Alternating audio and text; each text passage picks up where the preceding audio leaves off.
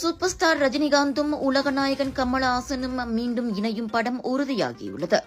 தலைவர் 173 என தற்போதைக்கு பெயரிடப்பட்டுள்ள அப்படத்தை இயக்குநர் சுந்தர் சி இயக்க கமலஹாசனே அதனை தயாரிக்கிறார். அவரின் ராஜ்கமால் இன்டர்நேஷனல் நிறுவனம் வாயிலாக நேற்று அந்த அதிகாரப்பூர்வ அறிவிப்பு வெளியானது.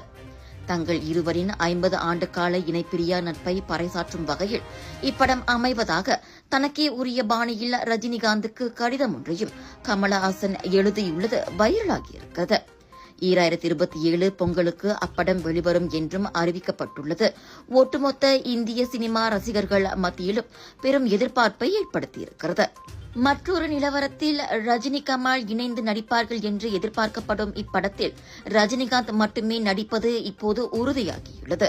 கமலஹாசன் நடிப்பாரா அல்லது கௌரவ தோற்றத்தில் தோன்றுவாரா என்பது குறித்து எந்த தகவலும் வெளியாகவில்லை. இந்த படத்தின் இசையமைப்பாளர் உள்ளிட்ட மற்ற தொழில்நுட்ப கலைஞர்கள் அறிவிப்பு விரைவில் வெளியாகும். லோகேஷ் கனகராஜ், நெல்சன் என பல இயக்குநர்களின் பெயர்கள் அடிபட்டு வந்த நிலையில் கடைசியில் சுந்தர் சிக்கு படத்தை இயக்கும் வாய்ப்பு கிடைத்துள்ளது. சுந்தர் சி 1997 ஆண்டு ரஜினிகாந்தின் மிகப்பெரிய வெற்றி படங்களில் ஒன்றான அருணாச்சலத்தை இயக்கியவர். கமலஹாசனும் ரஜினிகாந்தும் சுமார் 28 வருடங்களுக்கு பிறகு ஒன்றாக இணைகின்றனர். Dreaming of a getaway? Make it real with MH Holidays.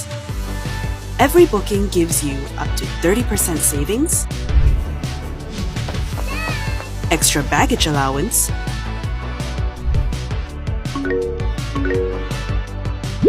free date change, and more. Experience your holiday your way with MH Holidays.